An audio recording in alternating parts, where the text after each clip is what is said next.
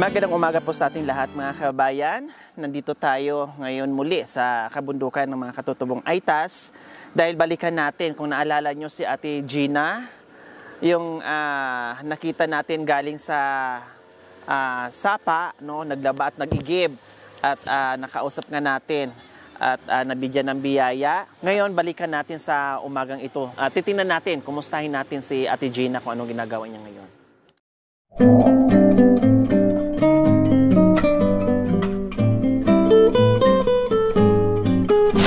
So, dito tayo ngayon sa bahay nila ni Ate Gina. Grabe naman yung mga tanglad nila dito. Parang hindi na nila pinapansin. Sobrang kapal, oh. Nagtanim na ako ilang beses pero nauubos na din. Hello! Saan si Ate Gina? Saan ba bahay niya? Ito. Tapos, ano yan? Bahay niyo din yan. Yung anak ko, dito sila. Ay, teka. Anak mo yan? Ay, nakalimutan ko na ko. Ikaw yung asawa? Nasaan si Ate Gina? Nandun na sa Sapo muna. Ito ay kusina nyo. Tapos dito sila natutulog. Wow, ang cute. Ito panganay yung anak. Anong? Panganay yung isa, nandun na sa... Ang sarap ng mga ulam mo. Ube. Ha? Ube. Ube, ang sarap. Grabe, ang sarap ng ulam, oh. Diyos ko, ang laki na naman ng kaldero. Ang sarap.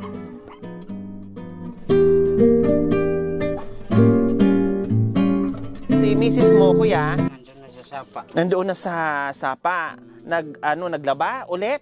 Nag-igib. Nag-igib. Nag-igib. Tubig. Anong pangalan mo, kuya? Anton.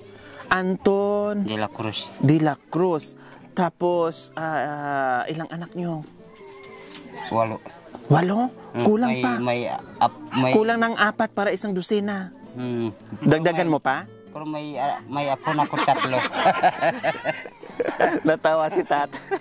May apo na ko 3. Bali, 4 na. Dito rin nakatira. Dito kami. Wow, so nandito pala. Kasi noong nakaraan hindi na ako umakyat dito kasi hinatid, nakita lang kasi namin sila doon sa paakyat sa galing sa sa Sapa. So hindi na ako sumama dito, hinatid yung biyaya na binigyan natin. Puntahan po namin, kuya, ha. Okay, tara mga kabayan, puntahan namin si Nanay Gina.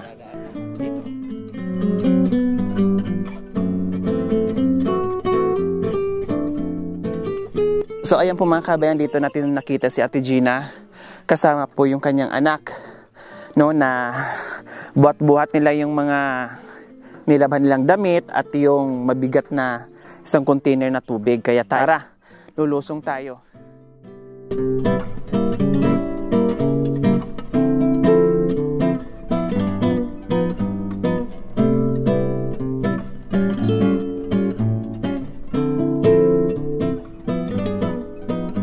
So ito po mga kabayan, tingnan nyo po yung aming dinadaanan. Imagine nyo po kung kayo naglalakad dito, tapos may dala-dala kayong mabibigat. Kawawa yung mga kababayan nating Aytas dyan. Wala silang choice, no? No choice sila. Kung hindi sila bababa dito at mag-igib, no? Maglaba, wala silang gagamiting tubig, wala silang panlaba. Hindi naman pwede magkaroon sila dito ng puso dahil matataas ito, matatarik ng mga kabundukan, no? Ang pwede lang nilang gawin dito is may bukal kasi po dyan mga kabayan, so pwede nilang gawin yun, no? Sana isa sa magiging proyekto ng nahalal na kapitan itong patubig na nagagaling sa bukal na magkaroon sana ng halimbawa isang malaking tubo galing doon, tapos may imbakan dito sa baba at lagyan ng gripo, no, simentuhin para doon na mag-iigib yung mga tao na hindi na pupunta doon. So sana ganun ang magiging proyekto para sa mga kapwa nila Aytas. Kasi sobrang hirap nito mga kabayan, grabe. Yung iba dito mga kabayan, bumaba, no, para maligo doon sa Sapa, or pag galing doon, ang sarap-sarap ng lakad nila, no, kasi puro pababa. at maligo sila doon. Pagbalik nila ng bahay, dahil sa layo ng nilalakad nila, tuyo na rin sila. No? Tuyo na rin yung buhok nila pag akyat nila sa itaas dahil lalakad sila. Katulad kanina, nasa lubong natin, yung naligo galing doon, mga tuyo na sila.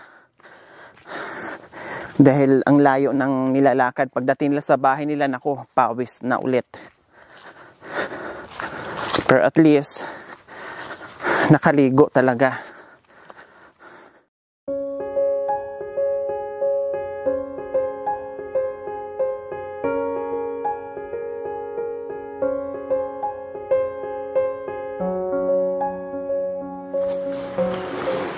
Malapit-lapit na tayo mga kabayan kasi naririnig ko na yung agos ng tubig ng sapa, no? Naririnig ko na malapit na tayo. Magugulat ngayon si nanay na bigla tayong sumipot dito sa kanya.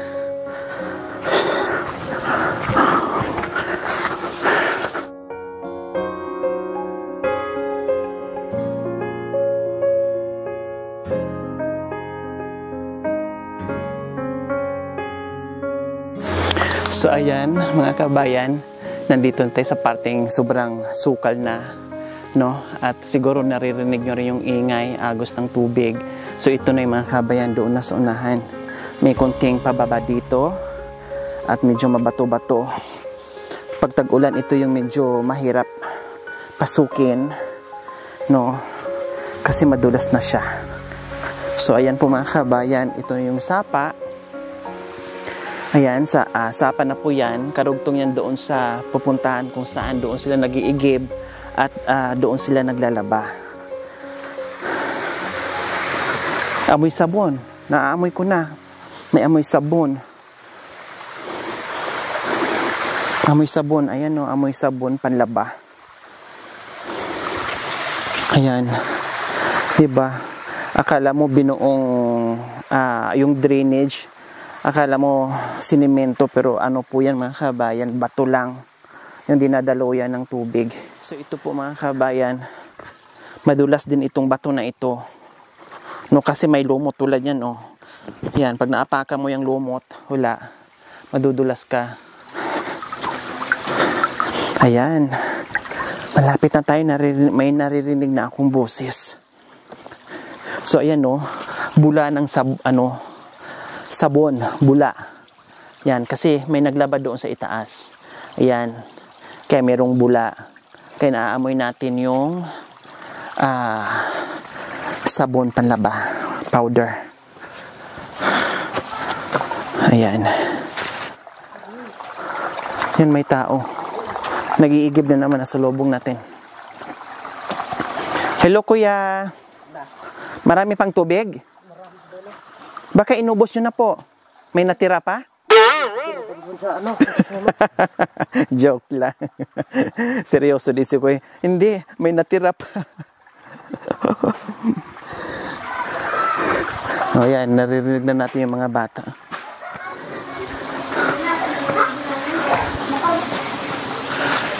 Hi! Pero pag tao nagulat sila. Akala ko sila lang, marami pala naglaba doon. Hello! No. Hi, Ate Gina!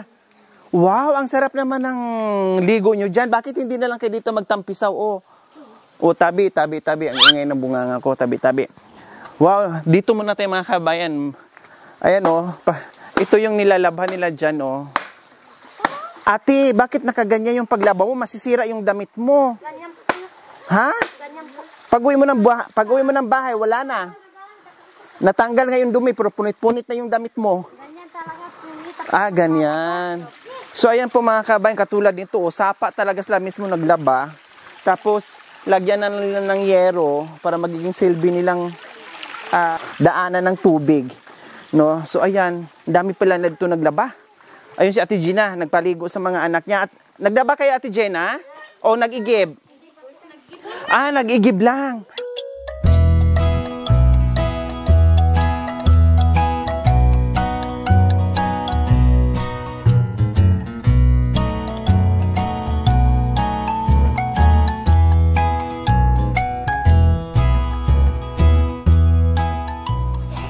Malamig, be? Malamig? Malamig. O, ang lamig ng tubig. Kaya pala... Ganyan-ganyan siya kasi malamig pala si Gina. Sabi niya, malamig ang tubig ko, parang may ice, oh. So, inom muna tayo kasi hiningal ako mga kabayan.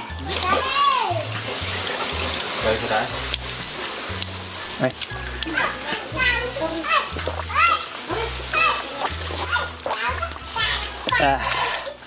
Ayan, napawi na rin yung uhaw natin. So, ito yung ano, oh, yung dinadala ng babae. Dito ang lamig-lamig, ang sarap tumambay. Ang problema, pag uwi na naman, pawisan ka. Yun ang problema dito mga kabayan, no? Dito ang sarap magtambay, kumain, maglaba, magtampisaw sa tubig. Uwi ka, puro naman paakyat. Ako, kahit magsuot ka ng damit na basa. Pag uwi mo doon, pagdating mo sa bahay, tuyo na yung damit mo. Kinakali ka po. Hindi, adin. So, yan po mga kabayan, tapos na silang maligo. At aakyat na naman muli. Oh. Tara.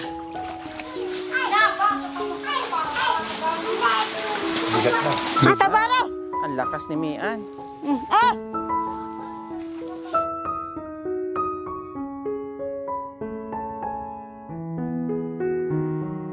So, yan po mga kabayan, para lang kaming mga modelo sa mga bato.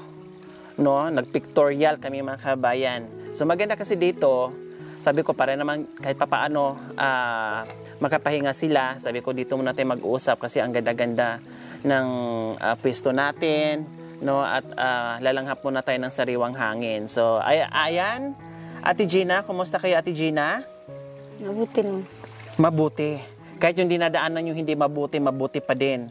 Ha? Hindi kayo napapagod dito? Ano ba, araw-araw kayo nag-iigib? Kahit na mapagod. Pag tiyaga lang yun. Hindi ka mag-igib ng tubig, mamamatay ka. Mamamatay ka. Ang sarap ng ulam nyo. Dumaan kami sa bahay nyo kanina. Ang sarap ng ulam. Ube na nilagyan ng noodles. Tapos meron pang nilagang kamuting kahoy doon. Panganay na anak mo yun nandoon? Yung lalaki. Wow, may asawa yon. Yung anak niya. Ay, ito. Yung dalawa. Okay. So, ito lang anak mo. Si Mian, tapos ito, nasa likod mo, tapos ito. So, buti ngayong araw ay hindi kayo naglaba ngayon. Nag-iigib lang kayo. Nag-iigib. Bakit walang labahin na? Kasi napagod kahapon, naghukay ng ubi. Doon sa bundok. Okay. So, sarili nyong ubi yon sa inyo. Nagbenta kayo ng ubi kahapon? Nandiyan po hindi pa nabenta. Ay, hindi pa. Nakarami kayo. Mga ilang kilo kaya yung ubi nyo nakuha nyo kahapon? 4 na sako. Wow, ang dami, malalaki. Wow! So, yan po mga kabayan, meron din pala silang pananim na ubi. No? At ang ubi po mga kabayan, pahirapan po yan ha, kasi hindi basta-basta yan. Aabutin pa ng, halimbawa, 1 taon, ilang buwan, o mahigit 1 taon. Kasi yung iba ang ginagawa nila is pinapalaki nila mga kabayan. Kaya mahirap yung kitaan nila parang once a year, parang ganun po mga kabayan. Kasi kung kukunin din nila na maliliit pa lang, wala din. Ilang kilo lang yung, sayang naman yung pagod nila. Diba? Ipakita ko lang sa video ha. Ipakita ko lang sa video na, wow mga kabayan, hala grabe. No, akala ko, pinakamalaki na yun, meron pa palang mas malaki. Hala, grabe no. Oh, kita nyo naman to, ang laki oh. Diyos ko, na-amaze ako doon kasi mas malaki pa pala ito. Ayan, ang dami. Kailan nyo to ibenta, kuya? Mamaya pa. Ay, mamaya na. Diba? Kumain na kayo, Ate Gina? Kumain po. Yung Ay, tapos na kayong kumain bago kayo pumunta dito. Okay. Kaya pala talagang analakas nyo kasi katatapos lang kumain. Ano naman pangalan ng isang anak mo? Joy po. Ha? Joy. Joy. Anong grade ka na, Mian? Grade 8. Si Joy? Grade 9 po. Wow. Ganyan dapat ha. Mag-aaral talaga kayo kasi ang hirap ng buhay ngayon, no? At pamahal yung mga bilihin ngayon para pag halimbawa nagkaroon kayo ng pamilya, pag meron kayong pinag-aralan, kahit paano makakuha kayo ng magandang-gandang trabaho, di ba? Mian, enjoy. Bayan, okay. Sige, nandito kami, Ate Gina, dahil meron tayong gininto ang puso na nagpapaabot sa inyo, no? Nagpapaabot po siya ng 5,000. 1,000, 2,000, 3,000, 4,000, 5,000. Galing po yan kay Tita Vilma ng Italy. Pioneer sponsor po mga kabayan na talagang mula noon hanggang ngayon ay patuloy yung kanyang pagmamahal. Walang sawang tumulong sa mga kabayan natin na lubos ng nangangailangan at isa sa mga katutubong aitas natin na marami na rin ang nabiyayaan sa mga biyaya ni Tita Vilma ng Italy. O parang nanahimik kayo, Ate Gina. Magkano yung hawak nyo? 5,000. Ayun. Salamat po binigay ng pera. Malaking tulong sa pamilya ko. Ayan. O, Mian, anong mensahe mo sa biyayang natanggap mo ngayon? Tita, maraming salamat sa biyaya po. Ayan. Ikaw naman? Maraming salamat po na binigyan po kami biyaya. Kahit ganun po kami. Maraming salamat po. Ayan. Maraming salamat po, Tita Vilma ng Italy, sa inyong gintaong puso. Naway pagpalain po tayo ng Panginoong Diyos araw-araw. Naway ibigyan po tayo ng kalakasan ng katawan sa araw-araw. Naway ibigyan po tayo ng mahabang buhay. Pang sa ganun, marami po tayong matulungan na gaya nila. Sa mga kabayan, huwag niyo pong kalimutan, pakishare, subscribe sa aking YouTube channel, Lori Aquino Talita. Maraming salamat po, Gabi sa Sol.